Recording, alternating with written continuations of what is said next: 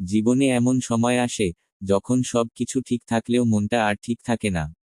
চারদিকে মানুষ থাকে, তবু ভেতরে ভেতরে একা লাগে। তখন শ্রীকৃষ্ণ যেন ধীরে করে বলেন, তুমি একা নও।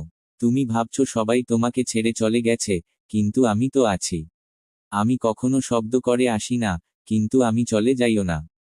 তুমি যে কষ্ট পাচ্ছ, সেটা আমি দেখছি। তুমি যে রাতের পর রাত না ঘুমিয়ে শুধু ভাবছ, সেটাও আমি জানি। অনেক সময় মানুষ ভাবে, এত চেষ্টা করেও কেন সব উল্টো হচ্ছে। কৃষ্ণ তখন বলেন, সব উল্টো হচ্ছে না, সব প্রস্তুত হচ্ছে। যে জিনিস এখন তোমাকে ভাঙছে, সেটাই পরে তোমাকে দাঁড় করাবে। তোমার চোখে জল এসেছে বলে তুমি দুর্বল নও। কান্না মানে শেষ নয়, কান্না মানে মনটা এখনো জীবিত। যারা কিছুই অনুভব করে না, তারাই আসলে হেরে গেছে। তুমি এখনো অনুভব করছো, মানে তুমি এখনো লড়ছো। তুমি বলছো, আমি ঠিক কি ভুল করলাম? কৃষ্ণ বলেন, সব প্রশ্নের উত্তর এখন পাওয়ার দরকার নেই।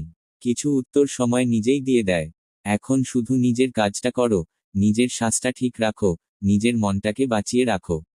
খারাপ সময় মানুষকে শাস্তি দিতে আসে না, খারাপ সময় মানুষকে চিনিয়ে দিতে আসে। এই সময়ই তুমি বুঝবে কে তোমার পাশে আছে, আর কে শুধু সময়ের বন্ধু ছিল। এই সময়ই তুমি বুঝবে তুমি আসলে কতটা শক্ত। তুমি ভাবছো, আমি আর পারছি না। কৃষ্ণ বলেন, তুমি এখনো ভাঙোনি, তাই তো বলছো পারছি না। যেদিন সত্যি শেষ হয়ে যাবে, সেদিন আর অভিযোগ থাকবে না। তুমি এখনো লড়ছো, মানে তোমার ভেতরে আগুন এখনো নিভে যায়নি। সব সময় জয় মানে হাসি নয়। অনেক সময় জয় মানে চুপচাপ সহ্য করে যাওয়া।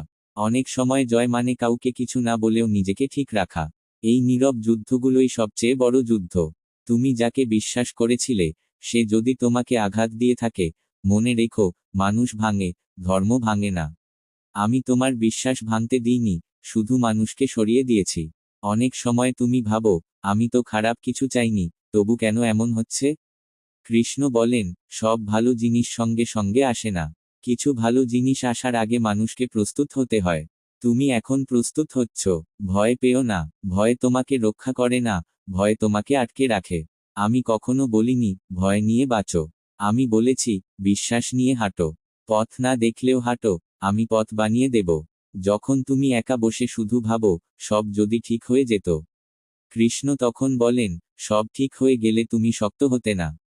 তোমার ভেতরের যে মানুষটা তৈরি হচ্ছে, তাকে তৈরি হতে সময় লাগে। নিজেকে ছোট ভাবো না, পরিস্থিতি খারাপ হতে পারে, কিন্তু তুমি ছোট নও। আজ তুমি যেটা সহ্য করছো, কাল কেউ সেটা গল্প হিসেবে শুনবে। অনেক সময় মনে হয়, কেউ বুঝছে না। কৃষ্ণ বলেন, সবাই বুঝলে তোমার ধৈর্যের দরকার হতো না।